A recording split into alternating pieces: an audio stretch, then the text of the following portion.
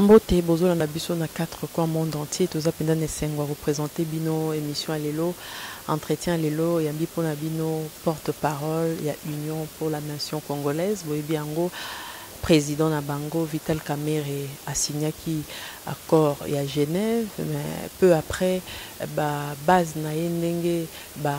salaki ba manifestation a été retiré signature na ye nini elekaki na kati wana nde to ko tourner penza autour ya makambo wana nyo salaki que président ya UNC a retiré signature na ye bomba minini na simakuna est-ce qu'alingai kaka ba pona nde ye moko nde toza na Jolino Makelelo azali porte-parole ya UNC botika la connecté honorable Jolino Makelele mbote maman Vital Kamerhe a signé accord à Genève quelques heures après a retiré yango eloko nini elekaki na kati maman ya mbona ko rappeler na baninga nyoso bazotalanga na pesi mbote d'abord na bato bazolanda biso surtout bande ko na biso ya diaspora pour ngai moko na rappelaka na za moko ya ba diaspora na vanda kuna mwa mingi na Belgique en particulier nazo rappeler boy congrès ya UNC et désigné qui président Vital Kamerhe comme candidat à UNC l'élection présidentielle pe pesa qui est mandat à Luka moyen yako faire aboutir processus ko kende na unité ya opposition yango bomonaki abomonaka ye na Bruxelles na bande ko ba Jean-Pierre Bemba ba Katumbi et ba Muzito et consort ndenge mo bomonaka pays to ngai na mandat pesa ngai na Afrique du Sud et na Johannesburg pe na Pretoria et pas ouais tout ça ba discussion pour na arrêter ba critères oyo il faut to reconnaître to zanango pour na ko désigner candidat président de la République na compte il y a opposition mobimba bazalaki bongo na Suisse kende bakendaki na Suisse tozalaki na mokanda obe moko mokanda wana ezalaki à part mokanda ona ina lobela mokanda wana ezalaki ba critères o to arrêtaki na Afrique du Sud na ba critères wana balobi fo mutala na poids politique c'est-à-dire il faut avoir un ancrage solo o yebani test ya biloko wana ezali mingi ba résultat ya élection o eleki to nombre ba député oyo ba patu bazana donc soto landi na critère wana Vital Kamerhe aza ko remplir yango parce que parti na yemoko azalaka 3e na élection en 2011 avec plus de 1 800 000 voix de près de 7% il y a électorat et puis en même temps yé azalaki groupe parlementaire il y a près de 18 députés en même temps yé azana parti monnaie les implanté partout azala une expérience professionnelle azala ancien président de l'Assemblée nationale azaki meneur il y a ba grande négociation nyoso ba conflit nyoso ba crise nyoso salama na Congo dans un il y a une quinzaine vingtaine d'années azalaka yé mutazaki chargé à négocier d'où ba pesa comme beaucoup tous les pacificateurs jusqu'au bout donc bref na makambo itali expérience ezali critère monene compétence ya koyeba ko gérer l'état ce que totali na assise populaire côté wana doute ezalaki Vital Kamerhe ezalaki parmi ba favoris si pas le favori surtout l'andi critère wana ba comme bongo na Genève ba saliboni ba yokani po ba critère wana ezala appliqué mais ba du texte mosusu pona ko loba ete awa candidat commun to désigné à ko sala makambo à ko se battre pour machine à voter longwa à ko se battre pour fichier longwa il faut makambo boycotter l'élection exacte il faut que na élection bref il faut bâtir ce peut bâtir ba moyen ensemble pour aboutir na même résultat sachant que candidat commun wana à ko désigné na rappeler na critères oyo to arrêtaki na Pretoria mais après ça et là qu'on dit de Salmaki monité quand on baillé compte tenu il y a pression populaire na délai où ils allaient qui un parti na bateau bazala qui na négociation wana base lobby ba sindi expert ba si document de travail où il y a ko salela déclaration commune na accord ba sangi bateau ba signer déjà déclaration na accord wana ba signer yango avant ba désigner candidat oui si pour la désignation à candidat au lieu de la consensus na critère wana to yokana ki ketoluka consensus total nani na ba candidat wana za na ba poids politique ya solo ou azana ba yebani ka azana représentativité au niveau national ou azana ba député ou yemoko sa salami nene tout ça critère wana elongwe il y a consensus wana autour il y a bateau bazana ba condition wana et comme il vote ba imposer bango vote wana parce que zalaki groupe ya bango 7 na imposa, c'est-à-dire l'ensemble est à groupe wana il y a 7 na facilitateur ba estimer que bon finalement puisque consensus balingi que na consensus te malamu ba que na vote wana ba lobini lokola bateau bazaki retenu candidat bazali 4 Vital Kamerhe, Félix Tshisekedi, Fayulu na Matungulu bango 4 bapona moto moko apona kombo na ye na kombo ya moto mosusu ou parmi les 4. C'est comme ça que Boyokaki ezangati moto na lobi yango ezali muzito muta dévoilé yango ngana zoloba et salami ndenge nini Vital Kamerhe ati kombo na ye ati kombo ya Freddy Matungulu aza ko espérer pe ndenge masolo moso ebetamaka avant boya na ba négociation ndenge ezalaki convenu Matungulu pe akotia kombo na ye moko Matungulu na kombo ya Vital. Dans ce cas là Vital a déjà na 2 voix. Félix Tshisekedi pe ye moko pe ati kombo na ye pe ati kombo ya Martin Fayulu aza ko espérer que Martin Fayulu ye pe akotia kombo na ye moko Martin Fayulu si mati kombo ya Félix Tshisekedi auquel cas Félix Nga comme déjà na 2 voix Vital Kamerhe comme na 2 voix et Martin Fayulu Matungulu na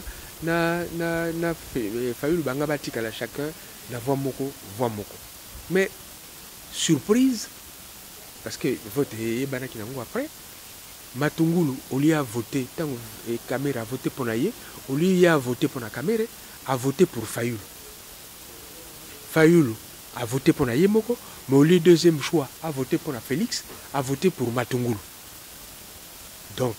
et c'est faire et salinini Matungulu a dû voir oyo ya Kamerhe pesaki ye a dû voir ya yemoko a dû voir ya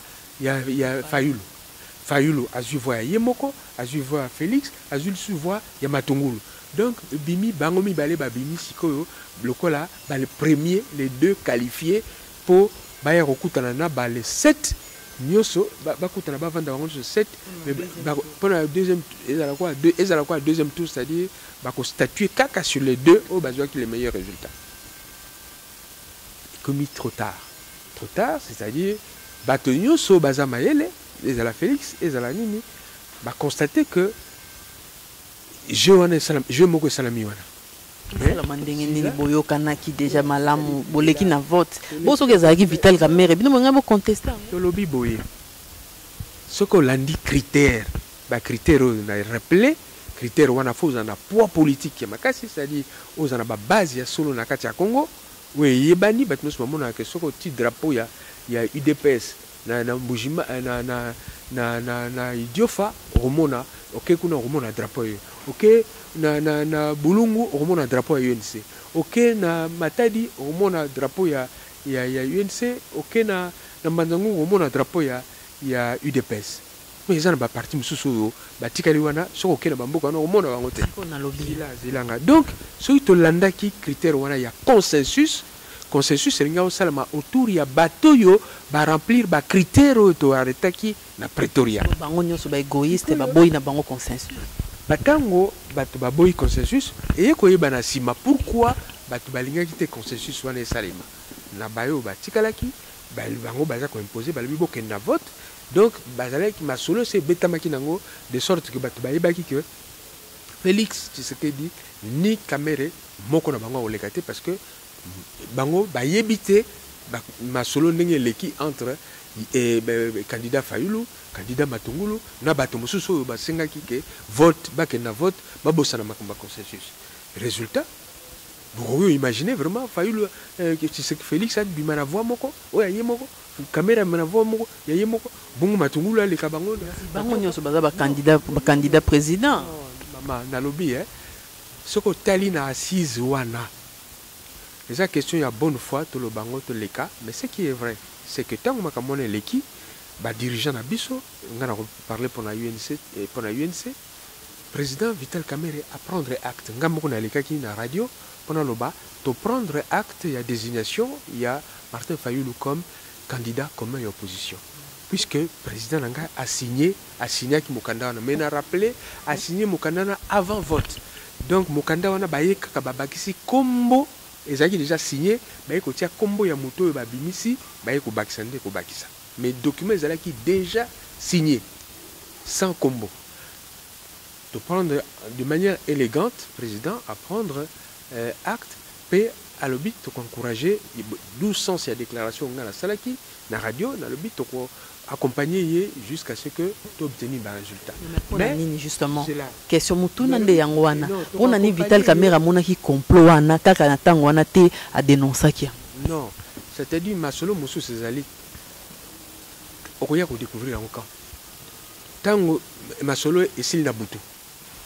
Tango moni résultat. Tu te concertes. Mais dans tous les cas, assez signé qui. Dans le moment où on a albi bon, Ngai n'a signé dans un responsable. Mais le col a parti dans Ngai. Congrès, organe suprême, il y a parti. Et le bas est Tindangai Nazala, candidat député, président de la République. Puis Tindangai Nazala, négociation, je dois rendre compte na parti Nangai à travers Congrès.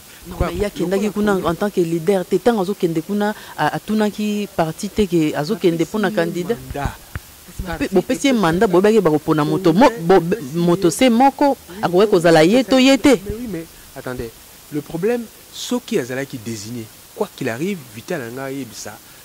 est parti naie voilà Ngai ba proposer comme candidat commun. Base na bisanga lo banini. Base na bisanga on s'est prononcé, ça pouvait être à lobby oui, to sepeli tout comme ngalo ba to boui ce qui résultait zamabe mais azal libre. Ça c'est quelque chose beaucoup longo na fonctionnement à UNCT parti na biso démocratique. Donc à partir de là Vital Kamerhe tanga du résultat wana na babiloko wana a communiqué yango awa na secrétariat général p à lobby na secrétariat général bo même sujet wana la direction politique nationale pour avaliser yango et comme il a niveau de direction politique nationale ba boyi direction politique à lobby non mandat to pesa qui est allé ya la candidat et puis il y a ko faire respecter ba critères oyo bok signaki na Pretoria. Et là pour Martin Fayoulou bozakadiana ba conflit banda kala yangwana bosala ki mo hypocrisie bozala ensemble avoir direction politique et lobby monsieur le président Tondimaki Okende, la désignation à candidature commune. Tondimi par rapport à l'instrument Nyoso, au Yozo Laksabiso depuis le processus on a topé à Val. Déclaration Bossalina à Bruxelles, déclaration Bossalina en Afrique du Sud, na Pretoria, ti Oyoboye Kosala pour la deuxième fois encore na Pretoria. Donc, c'est sur la base, il y a un document Wana que y est accueilli pour Azala. Une déclaration commune, la candidature commune. À partir du moment où critères wana où il y a Pretoria et Zali rempli base à lobby, je ne peux pas bisotoko ndimate base la désignation ya moto sans avoir respecté la clause wana où ils allaient qui arrêter na Pretoria. Par conséquent, inviter Vital Kamerhe à renoncer à la signature. C'est aussi simple que ça. Donc ce qui critérium wana ezala qui respectait Vital Kamerhe alingaki andima par résultat wana sans problème. D'ailleurs la preuve c'est qu'andima qui en a déjà mais à se remettre dans la direction politique nationale et constater que critérium oyo arrêta qui en Afrique du Sud ngamo na zoki chance ya ko accompagner président Vital Kamerhe en Afrique du Sud na qui à ses côtés ba critère wana ya compétence c'est-à-dire mutu et salaka ils ont des critères pour juger Maïl et moto, assises populaires, ils ont une façon de juger la population, le nombre de députés, et puis expérience politique, ils ont dit Kamba de Jamboka. Sur base de ça, direction politique a autorisé Vital Kamerhe à négocier et à obtenir une candidature commune. À partir du moment, phrase clé, à partir du moment où élection wana désignation wana et salami en violant acte wana ya Pretoria ou établir ba critère wana bureau politique, direction politique, n'a pas lobby, a qui ko accepter et le ko wanate. Le président Nabino Andimi yango quand même ayeba ki nzela bien. So ezaki ba pona ki na nzela wana nga boya yango te. Non, na lobby biso toza ba démocrate. Na zo répéter pour akende to sala ka ba réunion. Réunion à direction politique nationale to sali to zo sa président ozo kende kuna et déclaration, il y a les bosses déclaration à Bruxelles. Il y a une déclaration sur le Salaka, il y a mis ça au Salaka meeting, il y a mis un instrument où il y a des critères pour arrêter na Pretoria. Des critères où il y a nyoso, il y a un Salaka qui désigné Torondima. Le président a dit que puisque il y a déjà signature, à cause de quoi il y a signature avant Bochakombo, il y a candidat commun, il y a signature, je m'assume. Je m'assume, mais je rends compte à ma base. Quand on va rendre compte, base à l'obino, président. Yo, tant que vous avez tozo tinda yo kende po, et le connaît salama, tozala qui na document ezali critères et désignation à candidat. Oyo bino nyo son opposition bondimaki. Mais tant que tout le monde biso que ba appliquer yango te, to boyi désignation wana. C'est aussi simple que ça. Mais on a si vous l'accès que ba leader na bino ba respecter malobo bino mo botinda ki bangote. On peut baser en partie responsable ayé. Toko lo babongo, mais il faut n'oublions pas que le président Azali homme d'État a signé malgré et le qu'on est interdit. On peut faire signer mototé na droit mokanda moko oyo boye ko a signé bongo boye ko bakisa clause moko. Qui n'a connaissance mais il y avait un climat général où il fallait que recherche à unité opposition l'a emporté à Saliango en âme et conscience. Quand on a Saliango, mais à lobby, à Zalipé démocrate, parti naïsa parti démocratique et Tindaki avec mission spéciale qui est dans la désignation en candidature commune, mais sur base de critères oyo, ils ont un papier wana. Oyo s'engager qui na Pretoria. À partir du moment où on a dévié critères pour des raisons propres na batumusu balingaki désignation ya Vital Kamerhe mais ça entre na katia groupe ya 7 wana. Alors on a constaté que ça ne va pas, donc voilà pourquoi base à Boui à Ibisi Vital Kamerhe c'est vrai aux hommes d'État. Au Signaki, il faut respecter parole là, mais biso base, toujours rappeler que bisonde va simba parti entre la direction politique nationale, les organes les plus élevés, les niveaux les plus élevés, il y a parti après congrès. Ce congrès, ça le marque périodiquement, ça le marque tous les 5 ans ou exceptionnellement tous les 2 ans, mais ce congrès zaté nani prérogative, il y a congrès exercé par direction politique nationale. Et direction politique nationale n'a répété et constaté que na Genève, saleli critères au Kanagité, na Pretoria. Donc, tu rappelles, le président Vital Kamerhe, il ne fallait pas signer parce que la désignation est salami sans respecter le consensus, c'est-à-dire Mouto et Poni. Les critères à remplir. Mais un peuple abandonné a toujours candidat commun et à opposition, mais c'est quoi les conséquences ni à retirer na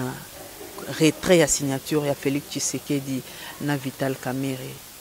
Et le caliboso au peuple à retenir, c'est que Makambe Salmi m'a bé parce que on dirait volonté à quoi aboutir. Ensemble, il y a une solution qui satisfait les alakité. Solution en ko makaka, je répète, UNCT Mutaza qui a inventé le document parce que naza nangote, mais na tamola nango ba critères oyo to signer ba continuoso ba signer. Moïse Katumbi a signé, Bemba a signé, Kamera a signé, Félix a signé, Mouzito a signé, Matungulu a signé, ba critères wana nyoso. To lobby yangonde to ko se servir nango pour nous désigner candidature. Et c'est là qui était que tu as comme un vote, c'est-à-dire parce que si beaucoup de vote, et ça, beaucoup de critères donc battu sur la commis sur un même pied d'égalité. Or, différence, il y a aussi au niveau consensus. Consensus, tu as banani entre les 4 wana 2 oyo bazali qu'on remplit condition si les deux wana baya ba exposer ma programme devant les 5 autres wana bongo sima par consensus total nani akokozala mais ba tenir compte il y a ba critère wana te d'où base ya UNC en l'occurrence la direction politique nationale. Conséquence nango c'est que UNC akokende na élection akokende élection dans un premier temps toza ko envisager ndenge to désigner ki ndenge to komaki yango na congrès na biso candidat na biso za Vital Kamerhe ba candidat na biso député ba yebani à gauche à droite ngamo na za candidat na Tchangu na provincial pe na au niveau national mais to fermer ba porte pour na ko maintenir unité opposition c'est-à-dire to sala par exemple ba action sur commune to continuer ko luka ko longo la machine à voter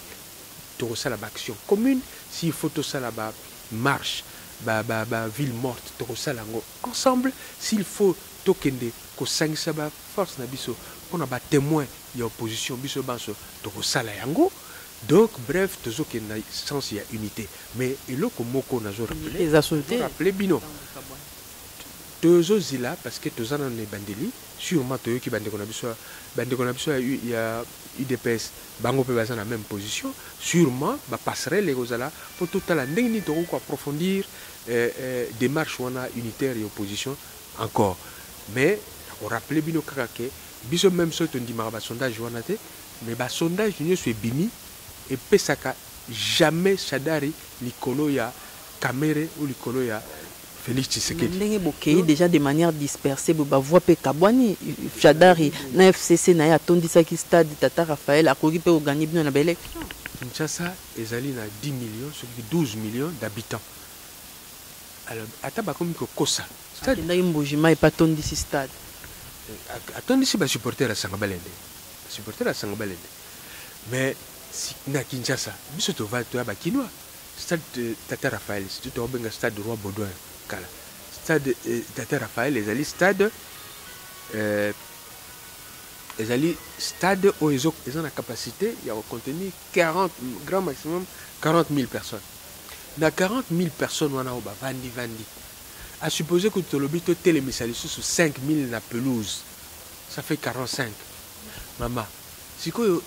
stade wana ndenge yo recode ça 5 fois bateau au bazan la capacité la police a loi 180 000 personnes parce que y a bien botala ba ki absence sérieux bateau ce bateau stade wana bisono to bi que ça 40 000 bo bakisi bateau na pelouse 5 ata bo bakisi ato le bac 45 te to bakisi bango 10 000 sous na libanda beaucoup mina 55 000 mama ata to le bi 60 000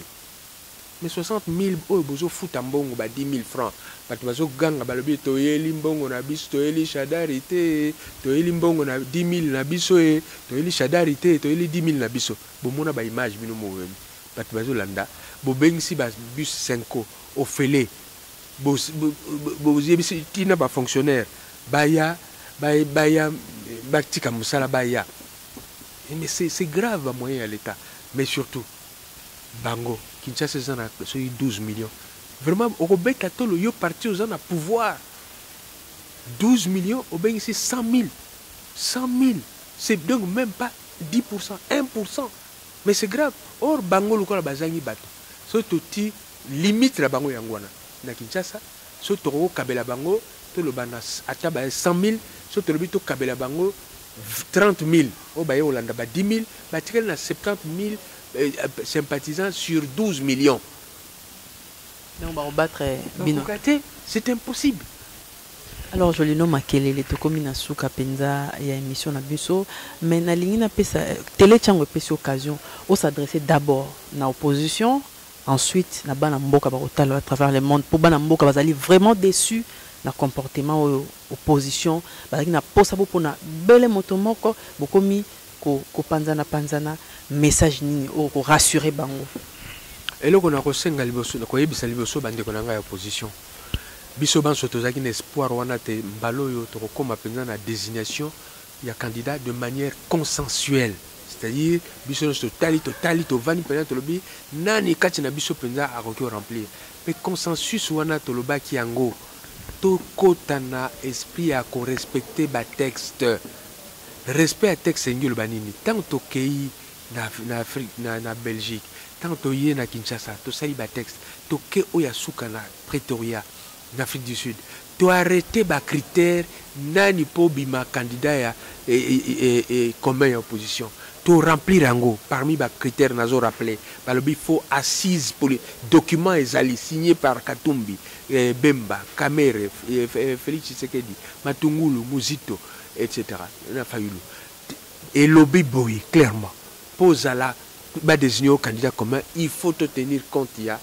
base politique na yo c'est-à-dire parti na yo est-ce qu'ils sont implantés dans tous les Congos il faut tous à la sur la force politique na yo est-ce que aux en a pas élu aux en a pas député ou pas parti na yo il faut aux la expérience politique expérience on les alliés est-ce que oso kamba parce que kamba président de la République bande konanga ezali kamba mikate na ngubate président de la République ezali motoyo il faut guerre tant azo côté en fonction guerre ya benezo zelaye moto azo côté en fonction makambo ba refoulé na Angola na ba Congo Brazza ezo zilaye makambo ya Uganda ezako zilaye nazo lobaka kana ba population pour ba yeba qui fonction président de la République ali moto ya koloba na mener lutte contre la corruption sérieusement ngai fona yeba Congo ya l'an 2030 et ko zalande nini makambo ya ba réchauffement climatique makambo ya ba mine na biso ba mine na biso na ba réserve pétrolière to exploiter ngende nini cobalt na biso lobby puissance ya Congo et ko zalande nini face aux enjeux politiques et économiques ya monde à l'élo il faut président de la République indépendant des conseillers président de la République il faut azana vision wana nde yango ko adresser la population bref tenant compte de tout cela to lobaki to tibilo ko na critères donc il y a un critère où on a compétence expérience professionnelle et na base électorale na assise il y a un lobby na opposant ceux qui tozala ki mité ya malamu tolanga to respecter mokanda wana ceux qui to respecter yango te yango moto esali que makambo yo eke nungu mais to désespéré te nazolo banabino Chadari to yebite ceux qui ont voté nani a voté parce que programme comme Kima même ko présenter programme les angels la semaine passée comme na suka semaine bazaï ko zelande candidat comme opposition mais ata basali ndengeni par quel miracle budget na bango ezali lelo ya 5 milliards ba betito lo basali nyoso ekoki ti ba komi na 5 milliards bakoya ko laksa biso lobi ki bango sa budget à 10 milliards c'est impossible so basali yango seki baza ba sadik ba miti ya mabe c'est-à-dire bakoya ko salango mais bakoya bazeli batu bakufa nzala bakufa bazela campagne électorale pour babimisango donc bakoza ba sadik donc biso to lobi alternative ezali c'est-à-dire ou bien bolingi bo continuer na ba passion tozomona ba courant passi mai ezate classe ya bana bazoko batata ba ko futate enseignement na biso niveau ya C soins de santé bana bato ba pauvre babola bazoko ozwangote bref et nani rang ya Congo eza ya kokita to comme sakana biso ba pays musu ya pamba bref so bolingi président solo oya roya na rupture oya roya ko pèse espoir na ba congolais il faut beau voter Vital Kamerhe dans tous les cas biso to souhaita qu'ils ala candidat comme opposition mais à défaut on a souhaité Zala Vital Kamerhe parce que c'est celui qui a la plus grande expérience dans la gestion il y a l'état d'opposition c'est celui qui a une base réelle par rapport à parti sous base pour la base mais c'est aussi celui qui a la plus grande personnalité mais ça n'empêche dans le peuple congolais surtout bino bata opposition toko kende ensemble toko tia ba témoin na biso toko bunda d'abord contre machine à voter na contre ba fichier électoral ensuite toko sala en sorte que quelle que soit la situation tozala na ba témoin ya opposition partout dans le bureau de vote parce que tolingi vote jour et salema manuellement et puis le bulletin à vote exala compter na ba bureau ya vote devant nos témoins to sali ba liste to afficher bongo to tala ceux qui ba liste exala transmis na seni ceux qui kokanité na ya biso le rona mboka obepa. Honorable Julino Makelele to tondio boton di vraiment. Merci pe salanga sengo mingi na solo na ba téléspectateurs surtout bande on a biso la diaspora na lingi bozala bloqué te faut boyer ba que Engaoza n'a aucune chance tout que nous rejoignons ce consensus wana ya soto remplir ba critère wana te auto tiakina critère on a tout qui pour justement motonyoso oyo azali kuna na banzantadi o azali kuna na kasumbalesa o azali moto wana ayoki kombo ya candidat directement yebiye ezala teke moto moko ozano makasité déjà ozasoki yo sikoyo ba pona yo par rapport à Félix Tshisekedi mutana na 40 députés Vital Kamerhe Félix Tshisekedi na Vital Kamerhe ba sangana ki pepe ba soutenir alingaki abima oui ce qui ezalaki à remplir ba critères mais ce qui te landi critère wana ya base électorale critère ya base électorale ndeko na biso fallu la remplir en côté parce que to yebite mboka nini na kati ya Kinshasa oyo azana ba pena ba kolobaki na koto yo eza côté na ye ezate azana 3 députés ye moko na 2 députés to lo bakutu 2 seulement à part ça bastion na yeza parce que le to kolobaki Félix Tshisekedi bastion na yeza Kasai bastion na yeza une partie à Kinshasa bastion de Vital Kamerhe c'est tout l'est il faut boyer bayango nazo répéter yango l'élection Kabila Sali azalaki mayele tanga désigné Shadari moto auti na est parce que Kabila yebi que près de 48% ya ba électeurs ba ozala ba uta na Sud Kivu, Nord Kivu, Maniema, ex-province orientale na Katanga. Donc l'espace soilophone ezali espace pour produire près de 50% des électeurs. Donc il faut que bandana nous beso ko liaye candidat na ye na est pour ko liaye d'après nga en tout cas faut que grand prêtre moko ya est oyo batu balingaka oyo pesa sana makamune côté na so to le est et sili Félix Tshisekedi al kangi côté ya centre Jean-Pierre Bemba kangi côté équateur et Muzito kangi côté ya Bandundu et puis les bisonnes to kangi to weli Kisasa to na Bakongo c'est fini na Congo central c'est fini ndaka la roki ko lekate. Voilà pourquoi, et s'il a noté, ce qui te a toujours à ma disposition, tu relonga parce que n'a répété aucun sondage, et salamiti les lots malgré les ala, bango peut baser parmi bazo télécommandé, aucun sondage, les autres tia Shadari, Liboso, et go salema wapi. La Sud Kivu, a que nous gagné Vital Kamerhe wapi, la Sud Kivu, la Nord Kivu, atana Maniema na yewana, na province orientale ba Ituri kuna que nous gagné, c'est impossible. C'est quoi on gagne wapi, l'Équateur. Pas Jean-Pierre Bemba Zali, Équateur à Kala, a gagné Wapina Kasai, pas Félix Tshisekedi, a gagné Wapina Bandu, mais pas Muzito. C'est impossible, Shadari a gagné. Ce qui nous a unis, ce qui nous a la détermination, il y a ça la alternative. Merci.